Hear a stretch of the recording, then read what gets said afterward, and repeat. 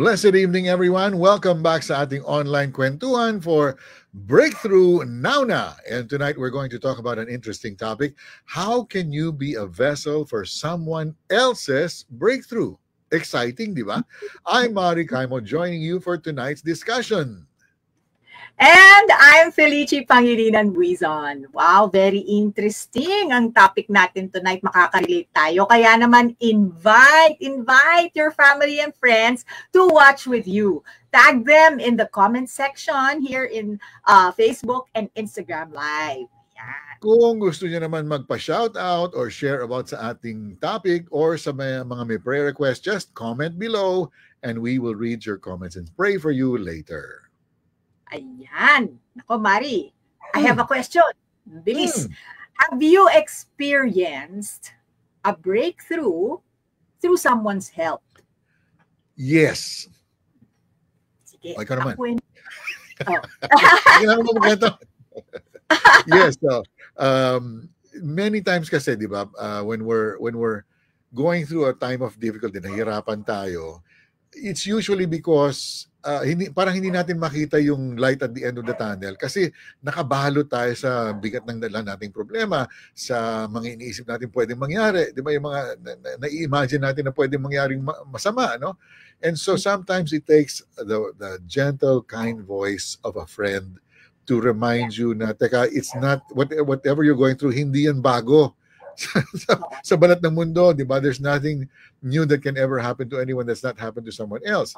And so parang nabibigyan ka ng bagong perspektibo na parang nawawala yung blinders sa mukha mo, yung nawawala yung piring sa mga mata mo, no? Na parang, oo nga, no? Yung parang nabubuksan uli yung mata mo. Whereas before, maybe you allowed your vision, your understanding, your comprehension to be clouded by mga worries. When a friend comes along and says, okay, maybe it's just as simple as a faith message. Sabihin niya sa'yo, God is in control. My mom would always do that sa akin. She would always remind me, God is seated on His throne and nothing's gonna unseat Him. Ay, ang laki ng mga problema namin noon. Sabihin lang niya, God is on His throne. Tapos, o nga, ano pa magagawa ko kung God is on His throne, di ba? Wala talaga tayong magagawa na para matulungan si Lord na gawin ang mga siya lang ang nakakagawa. Makes sense, di ba? Yes. Nakaka-bless yung story mo kasi parang, lalo na, di ba, Mari, kung nadaanan na nila yung pinagdadaanan. Yes. Di ba?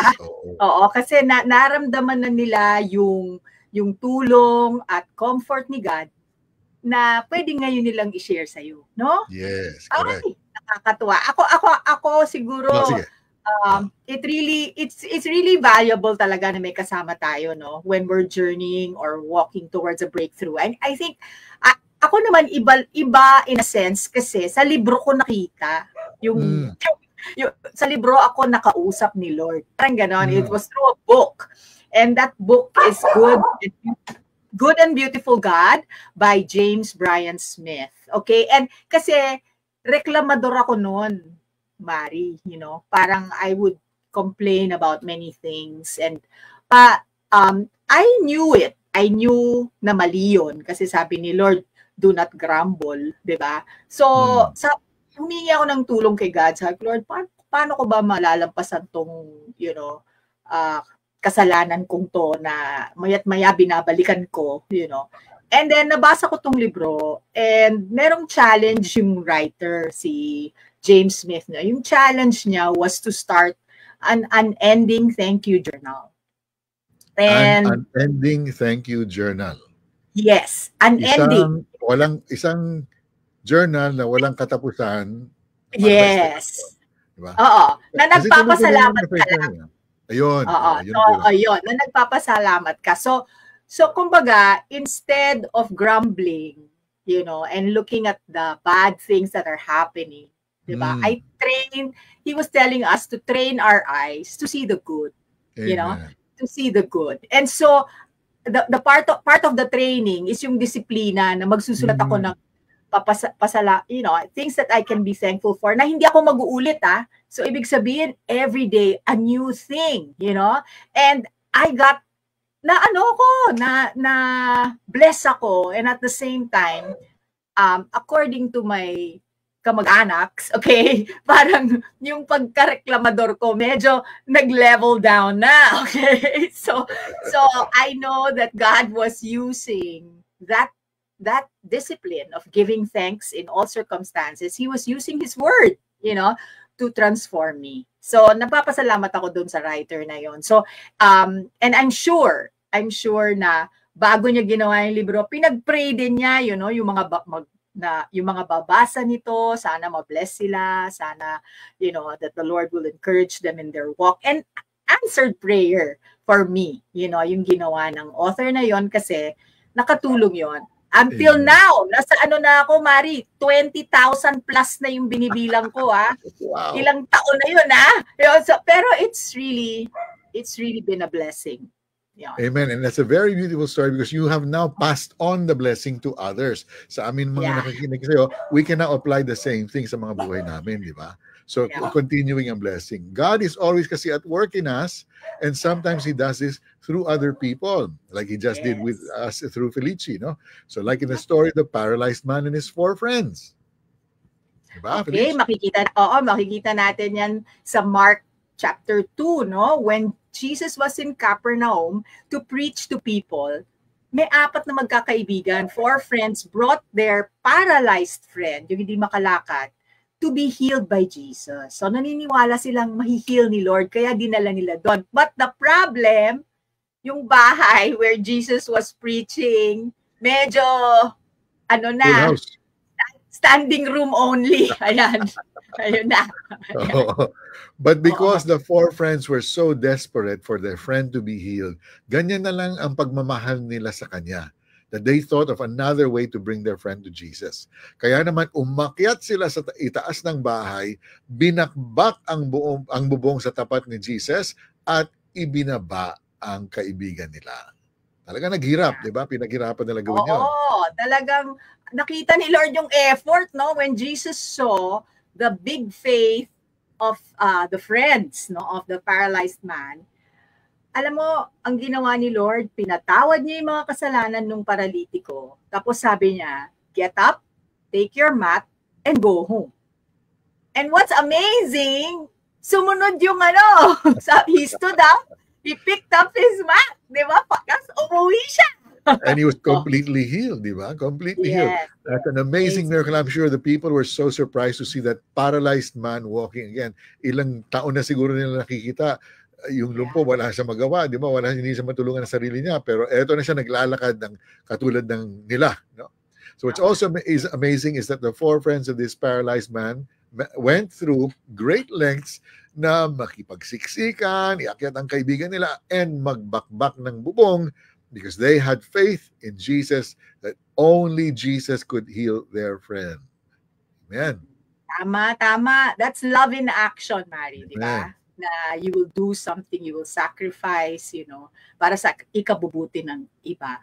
Alam nyo ba, pwede rin kayong maging vessel of breakthrough ni Lord for your friends.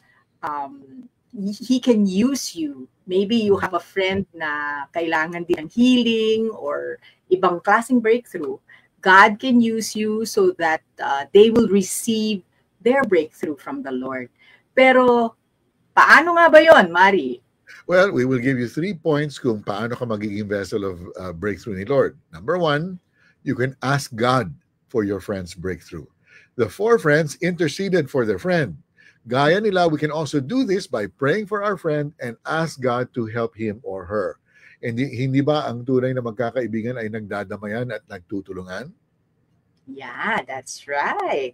True friends care for each other at maipapakita natin yon through asking God for help on their behalf. Okay? Secondly, believe in faith that the Lord will give your friend their breakthrough, 'di ba? Ka-partner ng prayer kasi yung faith, 'di ba? Sabi nga sa Hebrews 11:1, now faith is the substance of things hoped for and the evidence of things not seen. Ayan. Partneran natin ang paniniwala na walang imposible kay God at kayang-kaya niyang tulungan ang friend mo, ano man ang pinagdadaanan niya. Trust in God and hold on to His promises because God is faithful. and He will answer our prayers in the way that He sees will be good for us. May dadagdag pa ako dyan, Felici. If I remember correctly, and I have to check the passage again, no? But if I remember correctly, ang sabi ng Bible dun is that Jesus seeing their faith, seeing the faith of the friends, heal the man, no? So ang point nga is minsan kung tayong nasa gitna ng paghihirap, tayo nasa gitna ng kapansanan, we're the ones who are having trouble getting a healing, nawawalan tayo ng faith. Di ba na ang hirap, day after day, ito ang problema mo, parang hindi nawawala. When your friends come around you and they say, no, we're believing in faith that God will heal you, nabubuhay yung faith mo, no? And then God can bless that when others have the faith, and because He is a God who blesses faith. Amen? So, last but not the least, bring your friend to the Lord. Like the 4 friends, dinala talaga nila sa harap ni Jesus ang friend nila. So let's not be content to just pray for our friends. Let's also bring them to God. Ipakilala natin how amazing and faithful God is and share God's good news with them. Kagaya natin, kailangan din nila si Jesus sa kanilang buhay because God is really the only one any one of us can truly rely on. As humans, nagfe-fail tayo. We can't always be there for them. But God is always there for you, for me, and for your friends. So help them to know Christ because knowing Christ is the most important breakthrough they need. Amen? Yes, that's so true, Mary. You know, the friend that they really need. You know, ang kaibigan na talagang kailangan nating lahat ay ang Panginoon. You know, do you also want this unfailing and amazing friendship with God? You know, you can receive this too. Pero hindi lang yan because He can also be not only your friend, but also your Savior. Yeah. Kaya naman kung nais mong ma-enjoy ang relationship na ito kay God, you can join me in a prayer. Naalala ko lang po na friendship with God begins with friendship with His Son, Jesus. Tayo'y manalangin. Panginoong Diyos, maraming salamat dahil Ikaw ang nagbigay ng solusyon sa pinakamalaki naming problema. At yan ang problema ng aming mga kasalanan. Dahil sa aming mga kasalanan, Panginoon, nawawalay kami sa inyo. We are separated from you, from your beautiful plans for us, from your guidance. But because you love us, Panginoon, binigay mo yung bugtong na anak na si Jesus para bayaran ang aming mga kasalanan sa krus. At para kami ay mapatawad at manumbalik sa inyo so that our friendship with you can be restored. Kaya ngayon, Panginoon, I am acknowledging what Jesus did on the cross. Dahil sa Kanya, ako ay naligtas. Dahil sa Kanya, pwede akong magkaroon ng relasyon sa inyo. Tinatanggap ko siya bilang Panginoon ko at tagapagligtas. Mula ngayon, Lord, kayo na ang manguna, kayo na magmaneho sa buhay ko. Yes. Lord, alam mo kung ano ang mga areas ng buhay ko na kailangan ng breakthrough. Alam mo yun dahil ikaw ang lumikha sa akin. At ako ay nananalig at nagtitiwala, Lord, sa tamang panahon. Lord, in your own time and in your own terms, Lord. Palalayain mo ako. Babaguhin mo ako, Lord God. From this day forward, Lord, help me rely on the Holy Spirit and to trust you moment by moment. In Jesus' name, amen. Amen and amen. Welcome to God's family. We're so happy for your breakthrough in your faith in God if you prayed along with us. Kung sumabay kayo sa aming panalangin, just type yes, tinanggap ko si Jesus below. At kung nais mo namang mas lumago pa sa iyong faith at mas makilala si Jesus, we can lead you to our Bible study group na makakatulong sa inyo to grow. Just type BSG in the comment section. Ang maganda dyan sa Bible study, magkakaroon kayo ng mga friends, di ba? Yung mga gusto rin makakilala sa Panginoon. And malay nyo, sila ang pagmula ng breakthrough ninyo. Kasi di ba, Mari, di ba, we were made for community. Di ba? Hindi tayo pwedeng maglakbay ng mag-isa. Si Correct. Lord nga, merong Father, Son, and Spirit. O tatlo Yes. sila. Diba? So, dapat tayo din, may mga barkada, may mga, because the Lord called us, diba, not only to save us, but to serve one another. Diba? Kaya lang, diba Mari, dapat rin medyo sensitive tayo kasi baka naman pinipwersa naman natin sila sa breakthrough nila, diba? Yung tinatawag nila, you are not the Spirit, di ba? Huwag niyo pipilitin naman. Naalala ko yung asawa ko, sabi niya, ako daw si Holy Spirit. Huli lagi. Hindi, hinuhuli ko daw siya. Diba? Let's always remember to be sensitive, okay? To be ready and be available. Na gamitin ni Lord for your friend's breakthrough. By doing this, you're also showing genuine love and concern towards your friend. Ayan. Tama ka dyan, Tolichi. Speaking of always available na tumulong for others' breakthrough, nariyan ang Operation Blessing na handang umalalay at tumulong sa mga kababayan natin na nangangailangan. Marami nang nakareceive ng breakthrough nila in healing, in finances, and breakthrough sa kanilang future dahil sa healthcare, disaster response, or hunger relief program ng Operation Blessing. Yan ang amazing, di ba? Amen, amen. Alam mo, Mari, kaya if you ikaw ang kinakausap ko, Mari.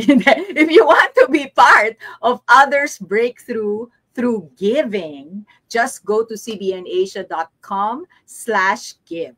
Or you can scan the QR code na makikita nyo sa inyong screen. Ayan, lalabas yung QR code. I-scan nyo po yan.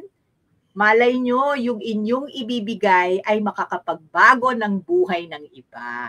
Yan. Yeah. Okay. And remember, we're not only hosts, we're also members of the 700 Club dahil nagbibigay din po kami. Ngayon naman, let's read kung sino-sino ang mga tumanggap kay Jesus and pray for our viewers' prayer requests. Okay, number 1, pray for those who want to experience breakthroughs in life so that they can help other people for their breakthrough. So, Father, in Jesus' name right now, we ask you, would you move mightily in the lives of those, Panginoon, na humingi sa inyo ng breakthrough, yung mga naka-discover na, naka-pinpoint na ng kanilang mga gustong breakthrough. And Lord, would you reward their faith now and grant them that breakthrough in Jesus' name. Yes. Amen, amen. Pray for those who are in need of financial breakthrough and for those with a heart to help but are not capable yet. Sige, manalangin tayo. Panginoon, maraming salamat. You are a generous God. And everything belongs to you, O God. Salamat doon sa mga gustong maging blessing, gustong maging channel of blessing, pero hindi nila magawa. Panginoon, alam ko, nilagay mo yan sa puso nila for a reason, for a purpose. I pray, Panginoon, na maging maliwanag sa kanila kung anong gusto mong gawin nila, Panginoon. At sila ay maging obedient sa inyo. Lord, alam ko na you are the God who meets all our needs according to your riches in glory. And I'm praying right now for those who are struggling financially. Lord God, give them wisdom, divine wisdom, Lord, kung anong dapat nilang gawin. Bigyan mo po sila ng kaliwanagan, Lord. Bigyan mo po sila ng mga taong makakatulong din sa kanila, Panginoon. Ilagay mo ang mga pangalan nila sa puso ng iba, Panginoon, para maging blessing sa kanila, Panginoon. And so, Lord, we just lift it up to you dahil alam namin, kaya mo. Walang imposible sa inyo, Lord. We surrender our pockets to you, Lord God. We surrender our bank accounts to you, Lord God. And we believe a breakthrough from you in Jesus' name. Amen. Amen. From Meredith naman, please pray for my breakthrough in debt and also for healing in my heart and mind because of my partner's betrayal. I'm so sorry to hear that, Meredith. Father, would you intervene now in the situation ni Meredith? Panginoon, napakasakit po ng ginawa sa kanya ng kanyang partner. So, Father, right now, would you begin by healing her heart, Lord? Would you allow her the grace, give her the grace, Panginoon, na mapatawad niya yung partner niya, yung dati niyang partner. And because, Father, she knows because you love her and because you can restore her and because you can bring back everything that she's lost and way beyond. But what's important to you is na wala siyang bitterness or unforgiveness sa kanyang puso. So Father, right now, would you release that grace, Father, for her to forgive that partner, Lord? Hindi na kailangan bumalik muli sa negosyong yon with that partner, but Lord, just let her forgive so that she can grow in you, and that so that you can restore, Lord, what the enemy has stolen from her. Restore it now, Father, and we ask for that breakthrough in Meredith's life in Jesus' name. Amen, amen. From Liza, prayer request ko na maging okay lagi ang kalusugan ng aking pamilya. Magkaroon lagi sila ng time na mag-pray kay Lord. Sige, Panginoon, maraming salamat. Sa iyo nanggagaling ang kagalingan, Panginoon. Sabi nga nila, health is wealth, Father. And so, Lord, we come to you and we pray for Liza's family. We pray for a blanket of protection over all of them, Lord God, that they will always be healthy, that they will be free from any illness or sickness in the name of Jesus. Father God, ang prayer ko, hindi lang ang kanilang physical health, kundi pati ang kanilang spiritual health, Yes, Lord. Lord. Panginoon, I pray na ilayo niyo sila sa mga bagay na that will only make them go farther away from you, Lord God. At ilapit niyo po sila doon sa mga bagay na magiging uhaw sila para sa iyo, Panginoon. And so, Lord, we just lift up to you Liza's family in Jesus' name. In Jesus' name. From Mona Lisa naman, she says, please pray for me for my complete healing. Father, from the top of her head to the soles of her feet, would you now wash Mona Lisa with your spirit, by your spirit, and would you move in her body and heal every cell, every organ, every part of her that needs your touch. Father, would you bring total healing now upon her body in Jesus' name. Bring freedom, Lord, from these illnesses in Jesus, and complete deliverance and healing and freedom from illness in Jesus' name. Amen. Amen. Amen. Shout out naman tayo. Kay Ella from Japan. May shout out ka dyan, Felicia? Not yet, pero Okay. I think we have to remind them, Mari, na kung hindi natin sila na ipag-pray, we have our prayer center staff with us to attend to your comments. Pwede rin kayong mag-send ng message to our social media pages or even call us at 873-70700. Yan. Bukas ang ating prayer center 24/7. Ayan. Okay. So, yan. Ngayon Okay. na pwede. So, ikaw, meron ka na? Sige, ikaw na lang. Ito. I have na. Sige. Yeah. Greetings daw. Greetings. Meredith and hello, Meredith. Connie from Japan. Echo from Rizal. And then sa IG naman, Anne for Mom from Pampanga.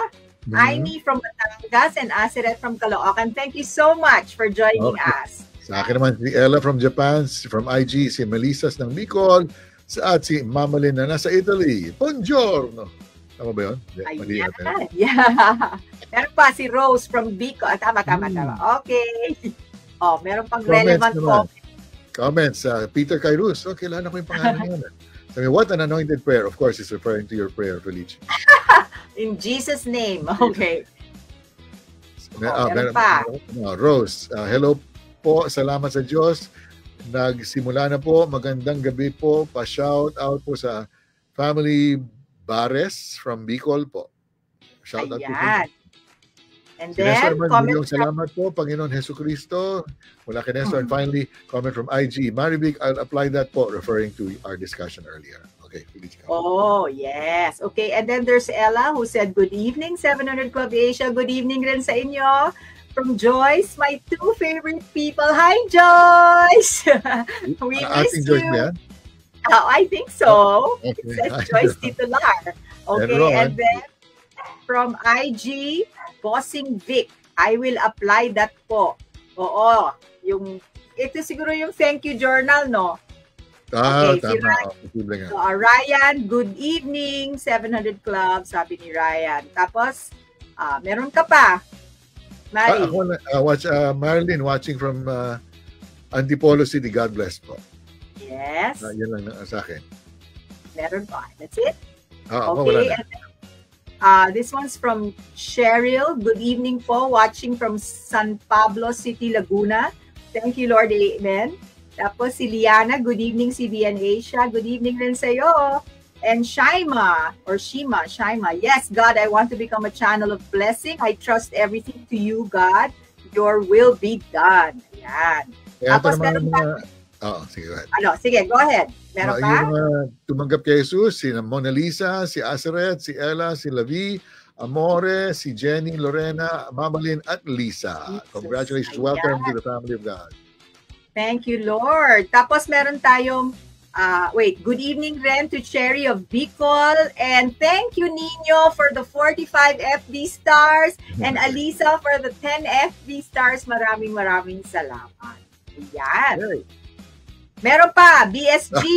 Sali daw sila ng Bible study group. Ayan. Very good. Si Emily, si Ella, si Gian, si Meredith, at saka si Rogen. Ayan. Oo. Okay. Ayan. Mari, gusto ko lang idagdag dun sa unending thank you journal. Pwede nilang lagay doon kahit ano ha. Ako nga nagpasalamat ako pati sa delete button ng aking telepono. Kasi minsan meron akong tinitext na inis ako. Tapos biglang ko convict ako ng Holy Spirit. Huwag mo i-send yan. Huwag mo i-send. Oo. So press delete. Diba? So, Amen. Good one. Pwede Good one. natin masalamat. Maraming salamat for joining us tonight. We pray na bless at marami kayong natutunan. Kung hindi mo naabutan ang start ng ating discussion or nais mong balikan ang past discussions natin, you can visit the 700 Club Asia's Facebook page. Okay, and don't forget to join us this midnight for our live TV special Breakthrough Now na sa GMA. Live nyo rin kaming mapapanood through the Facebook pages of the 700 Club Asia and CBN Asia at the 700 Club Asia's YouTube channel. You can also watch us through our website at cbnasia.org/live TV. Ayan. So see you tomorrow for another fun and valuable kwentuhan. Good night. Good night. God bless you.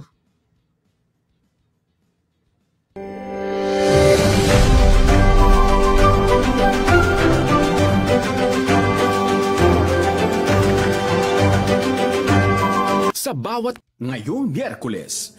Pag maliwanag po, nasisilaw po ako. Nagaganyan po. Yung isa pong mata para po hindi masyadong maliwanag po.